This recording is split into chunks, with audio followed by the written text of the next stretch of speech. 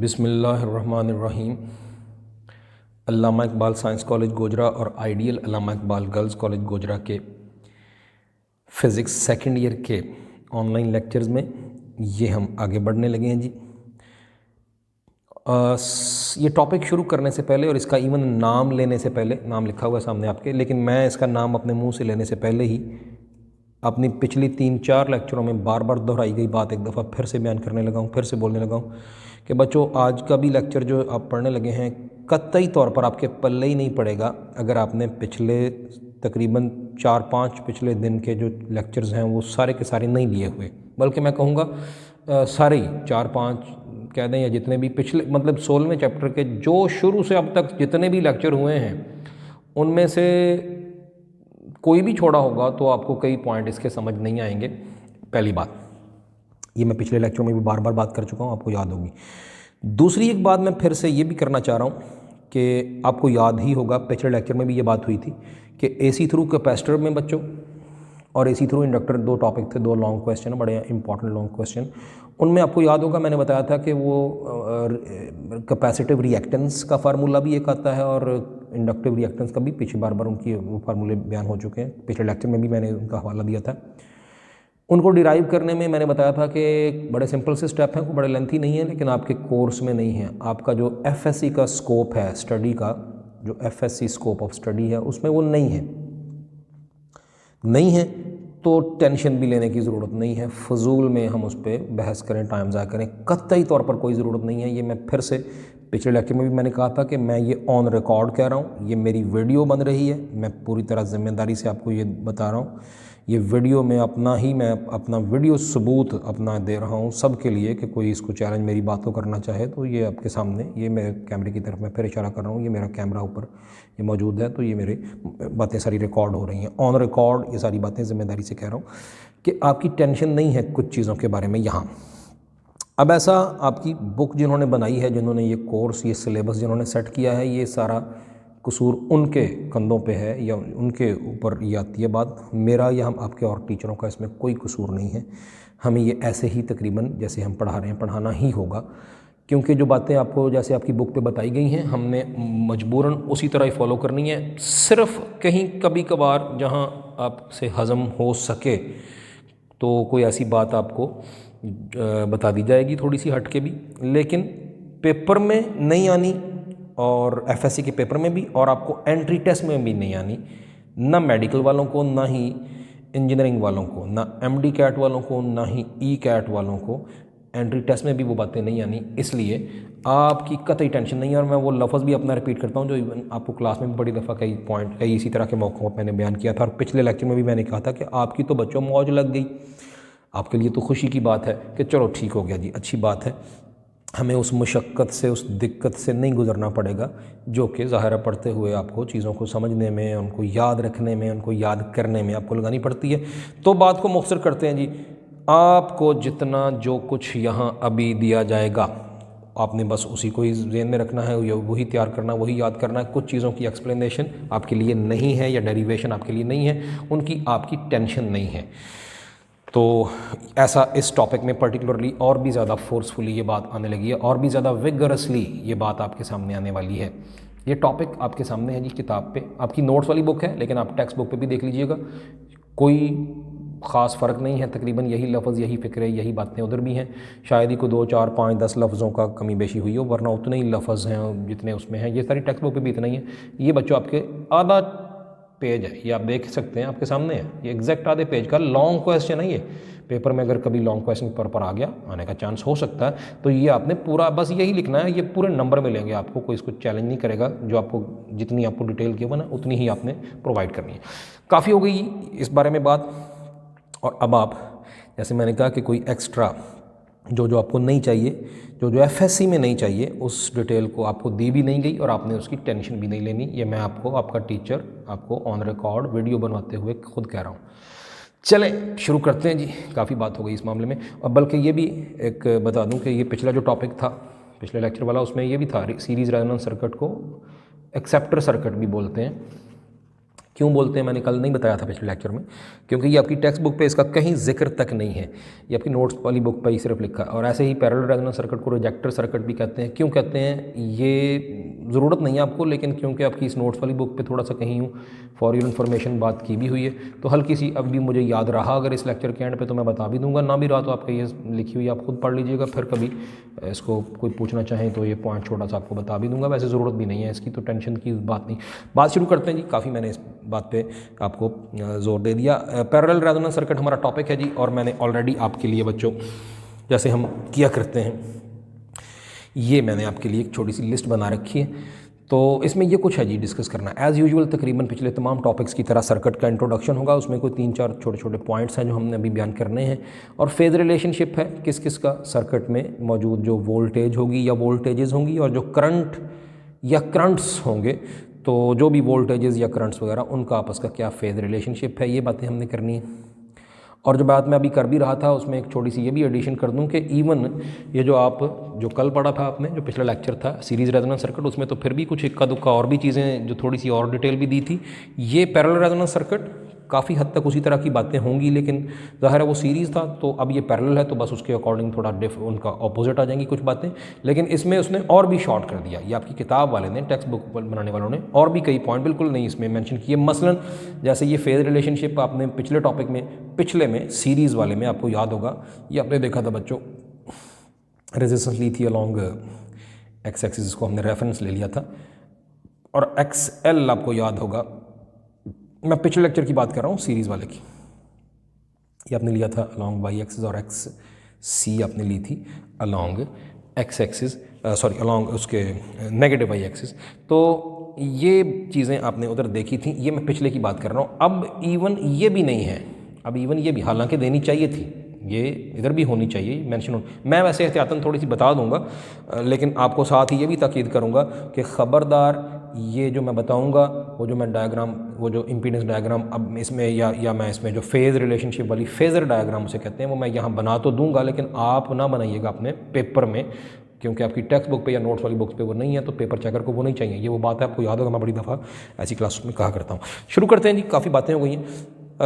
Circuit introduction जी, circuit introduction में बच्चों simple सा है कि जैसे आपकी बुक पे भी आप देख सकते हैं, ये छोटी सी बात भी ज़रा देख लीजिए कि ये जो सर्किट है इसमें पहले तो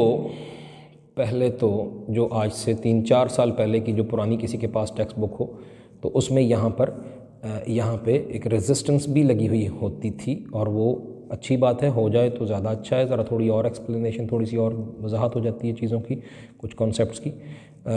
और फिर एक एल है इंडक्टर, और फिर एक कैपेसिटर। ये होता था आज से 3-4 साल पहले, पुरानी जिनके पास टेक्स्ट बुक हो तो देख सकते हैं, उस वक्त ये होता 4-5 साल शायद पहले होता था, या थोड़ा और भी पहले। पिछले 3-4 साल से अलबत्ता ये रेजिस्टेंस इसमें इंक्लूडेड नहीं है, तो क्योंकि ये पहली दफ़ा सिर्फ इसी साल से नहीं, बल्कि मैं कह रहा हूँ पिछले चंद सालों से नहीं आ रही है आपकी टेक्स्ट बुक में इस टॉपिक में, तो आपने इसको बिल्कुल टेक्स्ट बुक को ही फॉलो करते हुए यही करना है। ये मैं आपको दिखाने भी लगा हूँ सबूत के तौर पर। ये बच्चों आपकी देख सकते हैं, ये आपकी फ़िज़िक्स की बुक है 12वीं जमात की, और ये 2020-2021 का आपका एडिशन है, और ये बच्चों पेज नंबर 126 के ऊपर ये वाला टॉपिक है। शुरू पिछले पेज से हुआ है, लेकिन इस पेज पे इसकी ज़्यादा डिटेल ये वाली है, और ये वाला बच्चों आपको चाहिए, ये वाला जो जहाँ भी ये आपको क्लियर नज़र आ रहा होगा। रेजिस्टेंस अब नहीं इंक्लूडेड, तो आपने भी नहीं बनानी, पिछले चंद सालों से ऐसे ही ये किताबों में है, तो आपने उसी को फॉलो करना जो अब लेटेस्ट एडिशनों में आ चुकी हुई है। चले फिर, तो सर्किट है जी बड़ा सिंपल सा, और सर्किट का जो पहला सर्किट इंट्रोडक्शन का पहला हम पॉइंट है वो यही है कि here we have an AC source across which 2 circuit components, जो कि इंडक्टर L और कैपेसिटर C है, वो कनेक्ट किए गए हैं आपस में पैरेलल। और अहम बात यह है कि ये जो AC सोर्स है, जैसे पिछले टॉपिक में भी था कि इसकी जो फ्रीक्वेंसी है, वो मैंने पिछले भी बताया था कि आपकी बुक पे, नोट्स वाली बुक पे नहीं लिखा हुआ था, लेकिन आपकी टेक्स्ट बुक पे लिखा है, तो ये वेरिएबल फ्रीक्वेंसी है। लेकिन इस टॉपिक में आपकी नोट्स वाली बुक पे भी यकीनन उसने, मुझे याद पड़ता है लिखा हुआ है, मैं अभी मेरे पास मौजूद ही, हाँ जी उसने ये लिखा हुआ है कि यहाँ whose frequency could be varied. तो एक तो पहला पॉइंट सर्किट इंट्रोडक्शन का यही हो गया। अगला पॉइंट मैं तकरीबन कोई 2-3 पॉइंट कहूँगा सर्किट इंट्रोडक्शन के। तो एक तो ये कि फ्रीक्वेंसी एसी सोर्स की वेरिएबल है, यहाँ कम ज़्यादा हो सकती है। दूसरी बात ये कि आपको याद होगा जिस तरह वो जो टॉपिक मैंने कहा था, बार बार मैंने बात दोहरा दी है कि बच्चों आपको ये नहीं समझ आने, अगर आपके पीछे से सारे टॉपिक्स नहीं पढ़े हुए तो आपको बहुत से पॉइंट्स फिर अगला किसी टॉपिक जो भी पढ़ेंगे उसके नहीं समझ आने। तो ये एसी थ्रू इंडक्टर में आपको याद होना चाहिए कि आपने पढ़ा था शुरू में ही, इंट्रोडक्शन में ही, ऐसे ही सर्किट इंट्रोडक्शन में पहले पैरे में ही मेरे लेक्चर के दोबारा देख सकते हैं। ऑनलाइन लेक्चरों का यही तो बहुत ही एक अच्छी नेमत है। मैं पहले भी कह चुका हूँ कि आप जब चाहें पिछला लेक्चर फिर देख लें या इसी लेक्चर का पीछे 5 मिनट पीछे जाके दोबारा वही बात देख लें, कोई कन्फ्यूजन हो गई है, कोई मसला हुआ है तो ये बड़ा अच्छा है। तो इसमें मैंने जो बात की थी वहाँ भी, जो आपकी किताब पे भी है, कि इंडक्टर लिया है और इसके अंदर रेजिस्टेंस होती है, इंडक्टर की रेजिस्टेंस है, क्योंकि इंडक्टर मैंने बताया था कि है क्या, सिंपली तार ही है जिसको हमने लपेटे दे के कॉइल बना दिया, तो तार में से करंट गुजरना है तो रेजिस्टेंस तो होगी। रेजिस्टेंस होती है जब ड्रिफ्टिंग इलेक्ट्रॉन लैटिस एटम से कोलिजन करते हैं, तो यहाँ से भी गुजरते हुए इसमें से करेंगे। लेकिन बच्चों जैसे पीछे हमने कहा था कि इसकी रेजिस्टेंस लेनी है नेग्लिजिबल, स्मॉल आर से इसकी रेजिस्टेंस को किताब वाले ने इसका हवाला दिया है और वो कहा है कि जी बहुत ही छोटी है, सो मच सो, इतनी छोटी कि बच्चों नेग्लिजिबल। चलिए ये बात एक हो गई, है ज़रूर थोड़ी सी, लेकिन हमने उसको पहले तो बताना है कि जी जैसे है ही नहीं, नेग्लिजिबल है, फिर कहेंगे अगर थोड़ी सी उसको फ़र्ज़ कर लिया कि वो है, जैसे कि होती तो है, तो उसका भी थोड़ा सा इफेक्ट है, उसकी बात कर लेंगे। अच्छा, अगला पॉइंट जो सर्किट इंट्रोडक्शन का है, 2 पॉइंट हो गए, एक तो फ्रीक्वेंसी वेरिएबल, दूसरा ये कि नेग्लिजिबल रेजिस्टेंस है किसकी, इसकी इंडक्टर की अपनी, कॉइल की अपनी। तीसरा पॉइंट जो सर्किट इंट्रोडक्शन का है वो ये है कि बच्चों ये पैरेलल सर्किट है आपके सामने और पैरेलल सर्किट में वोल्टेज सेम होगी। तो यहाँ तीसरा पॉइंट सर्किट इंट्रोडक्शन का ये है कि जो सर्किट की वोल्टेज है, जिसको मैं VRMS कह देता हूँ, वो पूरे सर्किट की सेम है, पैरेलल में वोल्टेज सेम होती है। लेकिन करंट जो है पैरेलल कम्बिनेशन में, ये बात सारी बातें आपको जानी पहचानी पता है आपको, करंट अलबत्ता डिवाइड हो जाता है मुख्तलिफ ब्रांचेस में, डिवाइडेड इनटू डिफरेंट ब्रांचेस। अब इसकी बात करें तो 2 ब्रांचेस हैं। एसी सोर्स से जब करंट आके सर्किट की तरफ गया, सर्किट के जो मुख्तलिफ लोड डिवाइसेस हैं उनकी तरफ गया, तो 2 ही हैं यहाँ पे, तो 2 ब्रांचेस हैं यहाँ पे, ये 2, इसीलिए यहाँ 2 करंट्स कहेंगे। एक ये फ़र्ज़ कीजिए मैं जिधर को मर्ज़ी इसका एरो शो कर दूँ, IL कह देता हूँ, ये इधर को मैंने शो कर दिया, और दूसरा ये मैंने शो कर दिया इधर को, अगर उसका नीचे को तो इसका मैंने ऊपर को शो कर दिया, ये IC है, अगर उसका नीचे को तो इसका ऊपर को। वजह मैं भी थोड़ी देर बाद बताने लगा हूँ कि ऐसा मैं क्यों कह रहा हूँ, एक दूसरे के ऑपोजिट ये करंट है, क्यों है 180 डिग्री, अभी थोड़ी देर बाद यहाँ बात करने वाली है फेज रिलेशनशिप में। अच्छा, बात हो रही थी कि वोल्टेज तो सारे कंपोनेंट्स के अक्रॉस सेम है, लेकिन करंट डिवाइडेड हो जाता है इनटू डिफरेंट ब्रांचेस। यहाँ 2 ब्रांच करंट्स हो गए, 2 ब्रांच करंट्स हो गए, कौन कौन से, IC और IL, ये जो मैंने दिखाए। ये बात हो गई। 3 पॉइंट्स 1 2 3, ये आपको याद भी करवा रहा हूँ कि ये आपने सर्किट इंट्रोडक्शन में ये 3 बातें लिखनी है, ये वाली और ये वाली। ठीक हो गया जी, सर्किट इंट्रोडक्शन हमारा बस यही कुछ है, काफ़ी है। आगे बढ़ते हैं, फेज रिलेशनशिप। फेज रिलेशनशिप में ये मैं टिक भी आपके लिए इधर भी लगा दूँ कि ये मेरी लिस्ट का पहला पॉइंट हमने कर दिया। आगे बढ़ते हैं जी दूसरे पॉइंट पे, फेज रिलेशनशिप। सर्किट के अंदर वोल्टेज क्योंकि सेम है, सारे कंपोनेंट्स जो सर्किट के सेम है, जो चीज़ सेम है, जो अलग अलग नहीं है, सेम है, तो बच्चों मैं देखें क्या करने लगा हूँ, मैं एक चीज़ आपके लिए करने लगा हूँ जो आपने इस टॉपिक में लिखनी नहीं है। ये बिल्कुल सही है, बिल्कुल ठीक बनाने लगा हूँ, लेकिन आपने इस टॉपिक में नहीं बनानी, क्योंकि ना आपकी टेक्स्ट बुक पे है ना ही आपके नोट्स में। आप स्ट्रिक्टली उन्हीं को फॉलो करेंगे जो आपकी बुक्स में दी हुई बातें हैं, पेपर चेकर को वही चाहिए, आपने बाकियों की टेंशन नहीं लेनी। लेकिन मैं यहाँ पर आपको बात समझाने के लिए बताने लगा हूँ, फेज रिलेशनशिप की थोड़ी सी बात हो जाए कि क्योंकि वोल्टेज सेम है तो फिर VRMS जो है सर्किट की नेट वोल्टेज, उसको मैंने ले लिया बच्चों अलॉन्ग एक्स एक्सिस रेफरेंस ले लिया। याद करें मेरी बातें, आपको पता है मैं क्या कह रहा हूँ। अच्छा, वोल्टेज को अलॉन्ग एक्स एक्सिस रेफरेंस ले लिया, क्योंकि ये सारे उसमें दोनों में कंपोनेंट में सेम है, जो चीज़ सेम है उसको रेफरेंस ले लिया। फिर देखना है कि उसके लिहाज से अब करंट्स कैसे डिफरेंट। अगली बात, इसी के अलॉन्ग मैंने लिख दिया, इसी वोल्टेज के इसी के ऊपर मैंने लिख दिया IR। अगर यहाँ रेजिस्टेंस हो कोई, या ख़ुद इस इंडक्टर की अगर रेजिस्टेंस है, जो हमने कह दिया, इसको अब मैं स्मॉल r क्योंकि लिखा है तो मैं इसको यूँ लिख सकता हूँ कि इस स्मॉल r में से जो इसकी होगी, जो शो नहीं यहाँ की, तो उसमें से जो करंट बहेगा वो होगा इन फेज़। क्यों होगा, कैसे होगा, पिछले लेक्चर नहीं लिए तो माजरत, आपको कोई पता नहीं है कि ये क्या है। पिछले लेक्चर पहले वापस चलें, पहले पिछले लेक्चर देखें। अगली बात, अब हमें पता है कि कैपेसिटर में करंट कैसा चलता है, वोल्टेज को लीड करता हुआ। याद करें IC मैंने इधर शो कर दिया बच्चों, और इसके बिल्कुल ऑपोजिट बच्चों मैंने शो कर दिया ये IL, क्योंकि इंडक्टर में वोल्टेज लीड करती है, करंट लैग करता है। फिर से रिपीट करूं, एक लेक्चर में ही बार बार अपनी दोहराई गई बातें फिर से रिपीट कर रहा हूं कि जनाब अगर ये आपको नहीं पता इस बात का तो फिर पिछले लेक्चर देखिए। पिछले लेक्चर नहीं लिए तो इस बात का आपको कतई तौर पर नहीं पता, और पिछले लेक्चर लिए हैं तो आपको पता है इसका। तो ये होगा जी, ये आपके लिए सारी की सारी इसकी जो आपने नहीं बनानी चाहिए थी, होनी चाहिए, इस टॉपिक का हिस्सा होना चाहिए। बुक वाले ने नहीं दिया, आपने पेपर में नहीं बनाना। अच्छा, यहाँ पे ये आपस में IC और IL का एक दूसरे के साथ हमें पता है कि 180 डिग्री का एंगल है, तो ये अगर एक दूसरे के बराबर वैल्यू में हुए, ये मैंने ऑपोजिट दिखाए हैं, अगर एक दूसरे के बराबर वैल्यू हुई इनकी तो फिर एक दूसरे को कैंसिल आउट भी करेंगे। लेकिन यहाँ बड़ी ही अहम बात है कि दोनों ब्रांचेज़ में अलग अलग दोनों करंट चलेंगे। इसमें ये इतने हिस्से में ये करंट होगा, उतने हिस्से में ये करंट होगा, लेकिन जब आगे जाके एक दूसरे को मिलेंगे, ये एक दूसरे के साथ जब इकट्ठे होंगे कहीं तो एक दूसरे को अपोज करेंगे। यानी ये करंट अगर आगे जाके सर्किट के मेन हिस्से में इधर को IC जो है आगे अपनी ही उधर को चलता हुआ इधर को आना चाह रहा है, तो IL जो है वो उसके ऑपोजिट इधर को आना चाह रहा है। ये आगे जाके इधर को जाना चाह रहा है, तो ये इधर से इधर को आना चाह रहा है। IC जो है वो नीचे वाले हिस्से में आए तो इधर से यूँ बहना चाह रहा है, लेकिन IL इधर से यूँ बहना चाह रहा है सोर्स की तरफ, यानी एक दूसरे के ऑपोजिट है। क्यों है, कैसे है, मैंने कहा जाइए पिछले लेक्चर देखिए फिर से। तो ये इसकी हो गई जी फेज़ रिलेशनशिप वाली, जो इसका हिस्सा हो गया। इस बात को आपकी किताब वाले ने जैसे लिखा है आपने भी ऐसे ही लिखना है। उसने कहा जी कैपेसिटर खींचता है सर्किट में से, कैपेसिटर जो सोर्स की तरफ से करंट लेता है, capacitor draws a leading current while inductor draws a lagging current. एक दूसरे के ऑपोजिट चलते हैं जैसे कि मैंने दिखा दिया। वोल्टेज के लिहाज से दोनों का ये आपस में इनका फेज़ रिलेशनशिप, वोल्टेज के साथ भी और आपस में भी, ये आपके सामने। अब अगली बात ये कि जो मैंने इधर लिखी है रेजोनेंस कंडीशन। रेजोनेंस कंडीशन में क्या होगा, अब बातें बहुत हद तक उसी तरह की जैसे आपके पिछले टॉपिक में भी आपने देखी हैं।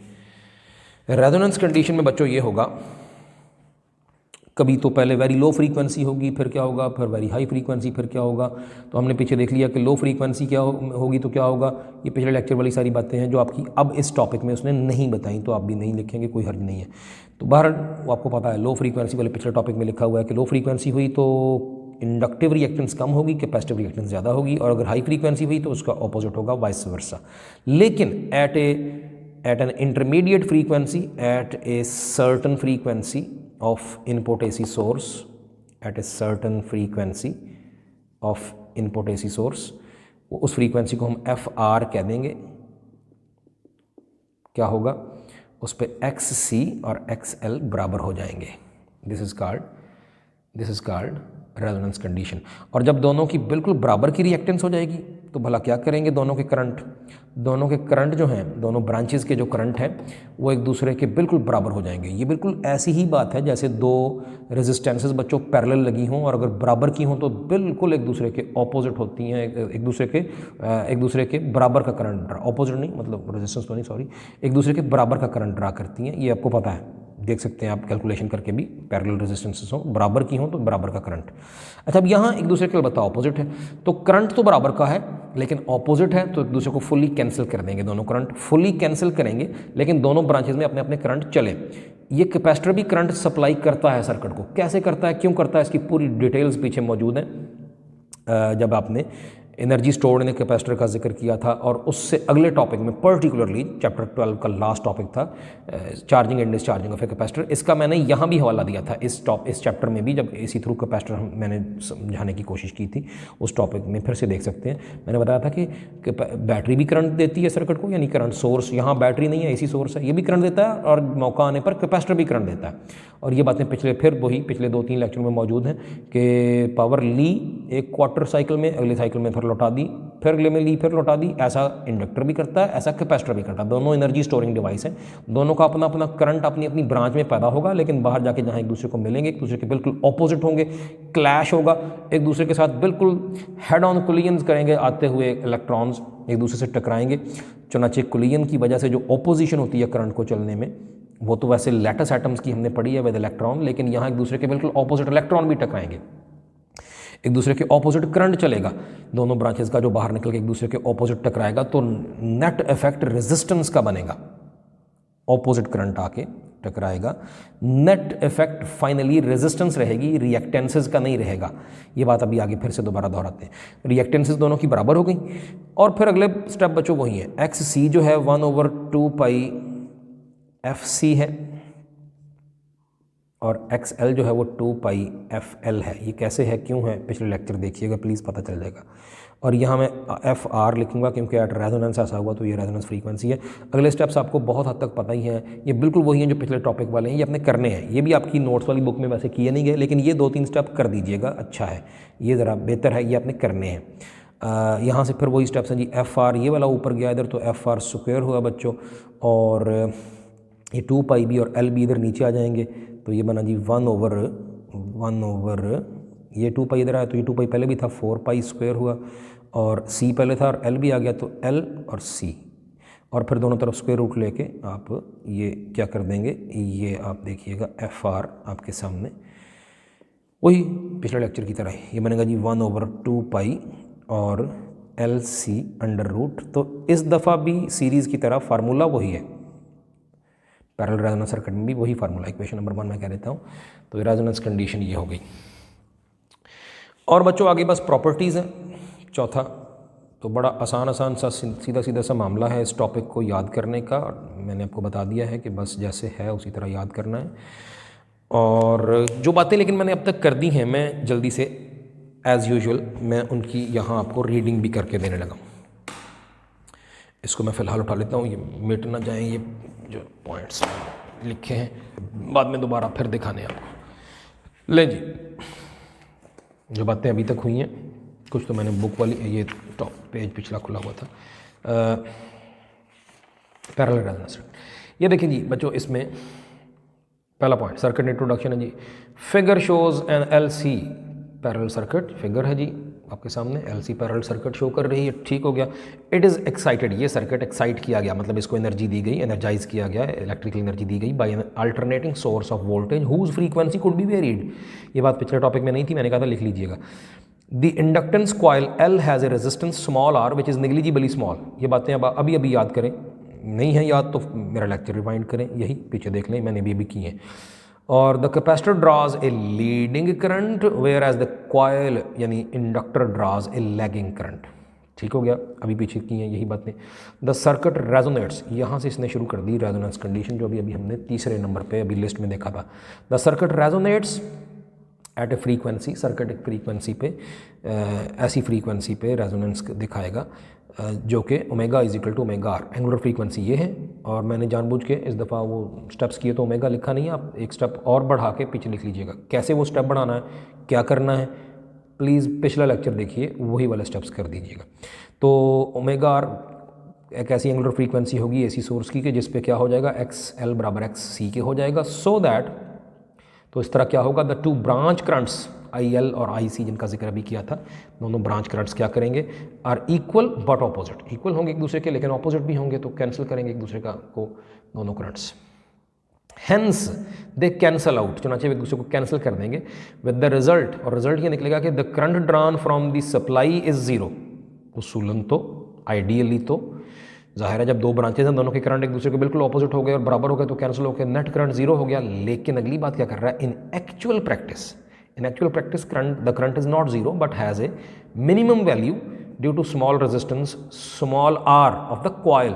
खुद कॉइल की अपनी उसका नाम रख दिया स्मॉल आर, जो होती है, जो आपने मैंने बताया कि एसी थ्रू इंडक्टर में भी शुरू में ही जाके उधर देख लें, यही इसका जिक्र हो गया हुआ है ऑलरेडी। यहाँ तक हो गई जी बातें। और यहाँ आपने इस जगह छोटी सी वो यहाँ इसके बाद आपने वो स्टेप्स कर लेने, कौन से भला, ये वाले रेजोनेंस फ्रीक्वेंसी वाले, ये वाले यहाँ आप स्टेप्स कर लीजिएगा, ये वाले। ये आपने करने हैं, मैं बता रहा हूँ इस टॉपिक में भी करने हैं आपने। बहरहाल जी आगे बढ़ते हैं। आगे बच्चों मामला ही तकरीबन फिनिश होने लगा, बस टॉपिक बस फिनिश होने लगा आपका। ये जो अगली आप इसकी इस दफ़ा इसमें 4 लिखी हैं, पीछे 5 थी वैसे कैरेक्टरिस्टिक या प्रॉपर्टीज़ थी, पिछले टॉपिक में वो 5 थी, इसमें 4 हैं। और यहाँ भी हम चाहें तो 5 या इवन 6 बना सकते हैं, क्योंकि ये जो इसने नंबर 3 में मसलन दी हुई है, आप अभी देखिएगा कि उसके 2-3 टुकड़े भी हम करके अलग अलग बना सकते हैं, या किताब की तरह ही करना ठीक है।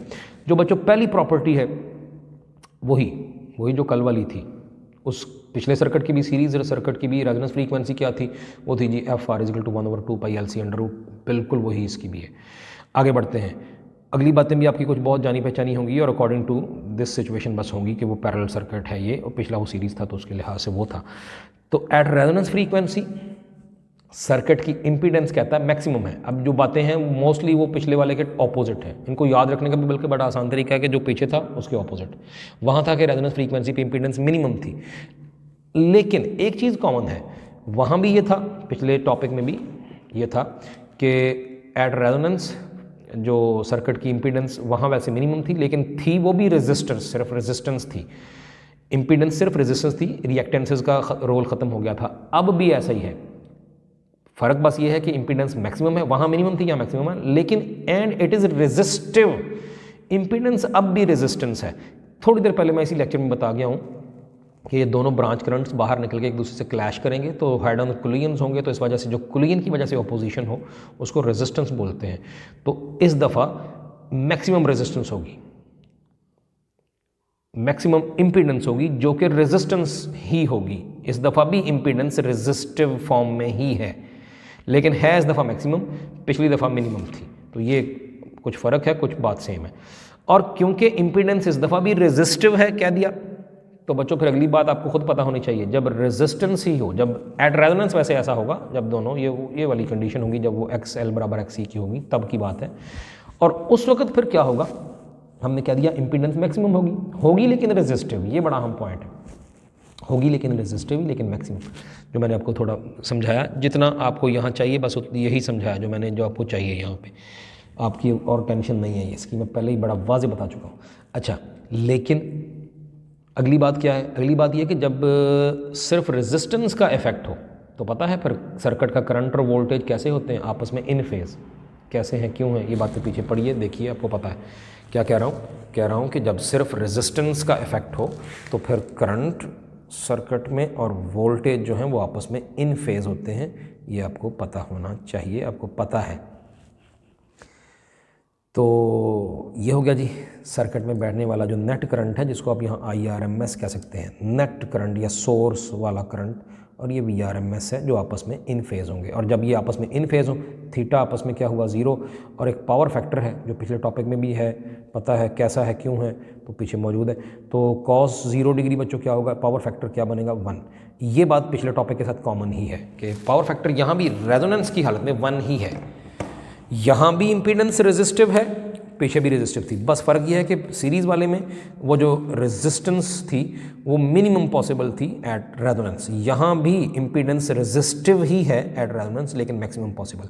और फिर खुद ही सोचिए, खुद ही बताइए तो भला, फिर वो जो फ्रीक्वेंसी और करंट का ग्राफ था पिछले टॉपिक में, फ्रीक्वेंसी और करंट का जो पिछले टॉपिक का बच्चों ग्राफ था, वो भला इस दफ़ा भला सोचिए तो उसमें क्या फ़र्क आना चाहिए। ये पिछले का दिखा रहा हूँ, पिछली दफ़ा क्योंकि at resonance frequency impedance minimum थी, चुनांचे current at resonance frequency maximum आया था। बिल्कुल सिंपल बात, उसका उलट ये रहा जी।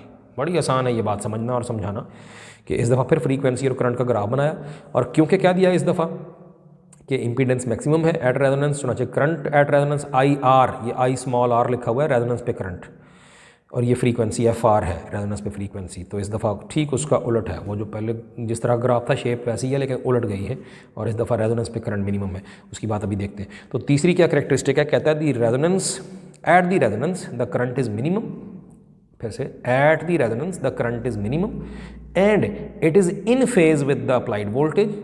क्यों? क्योंकि इम्पीडेंस रेजिस्टिव है तो करंट वोल्टेज इन फेज होंगे। So the power factor is 1, power factor 1 है। The variation of current with frequency is shown in figure, current और फ्रीक्वेंसी की वेरिएशन ये दिखाई गई है। तो ये हो गई जी। ये जो तीसरी कैरेक्टरिस्टिक है मैंने कहा इसके आप कम से कम 2 हिस्से बना के इसकी भी 5 ही कैरेक्टरिस्टिक लिख सकते हैं, कोई हर्ज नहीं है। मसलन पहला ऐसा, at the resonance the current is minimum and it is in phase with the applied voltage, तो ये कह सकते हैं। और साथ फिर अगला हिस्सा ये बना सकते हैं कि पावर फैक्टर इज़ 1 और variation of current with frequency is shown in figure, तो वो आप देख सकते हैं। इस तरह भी बन सकता है, ऐसे भी रहने तब भी ठीक है। अच्छा, अगली क्या है? अब बच्चों अगली जो लास्ट है इसकी चौथे नंबर पे दिखाई यहाँ, ये बिल्कुल बिल्कुल वही उसी तरह की बात पिछले लेक्चर में फिर से रिपीट करके देख लीजिएगा जैसी यहाँ थी, 5वीं जैसी यहाँ लास्ट थी। अब फ़र्क क्या है? वहाँ क्या कहा था कि वहाँ पे एट रेजोनेंस जो VL है वोल्टेज अक्रॉस दी इंडक्टर और जो VC है वोल्टेज अक्रॉस दी कैपेसिटर, वो दोनों ही may be much larger than the source voltage. ये कुछ थोड़ा सा आपको मैंने इसका बताया था कि क्योंकि वहाँ सीरीज़ कम्बिनेशन था, वहाँ करंट सेम रहना था, वहाँ वोल्टेजेस सबके अक्रॉस अपनी अपनी होनी थी। सोचिए, खुद ही सोचिए भला अब क्या होना चाहिए? वहाँ सीरीज़ था, वहाँ करंट सेम था, वोल्टेजेस डिफरेंट थी, और बता दिया कि वो एट रेजोनेंस इंडक्टर की भी और कैपेसिटर की भी वोल्टेज उससे सोर्स वोल्टेज से भी बड़ी हो सकती है। अब खुद ही सोचिए अब भला क्या होगा, इसका उलट सोचिए। शाबाश, कुछ लोगों को उम्मीद है समझ आ गई ये बात, कुछ को भी सोच रहे हैं, तो वो मैं फिर बता दूं। इस दफ़ा कहता है at resonance the branch currents IL and IC may each be larger than the source current IR। At resonance the branch currents IL and IC, वहाँ थी सीरीज़, तो वहाँ करंट सेम रहना था सब में, वोल्टेज डिफरेंट अपनी अपनी होनी थी, तो उसका नाम दे दिया था, उसकी बात कर दी थी कि हर एक की अपनी अपनी वोल्टेज सोर्स से लार्ज हो सकती है एट रेजोनेंस। यहाँ अकॉर्डिंगली यहाँ क्या कह दिया है ना, यहाँ पैरेलल है, शुरू में कह दिया था, तो यहाँ वोल्टेज सेम है, यहाँ करंट अपना अपना है दोनों का, तो कहा at resonance the branch currents IL and IC may each be larger than the source current IR।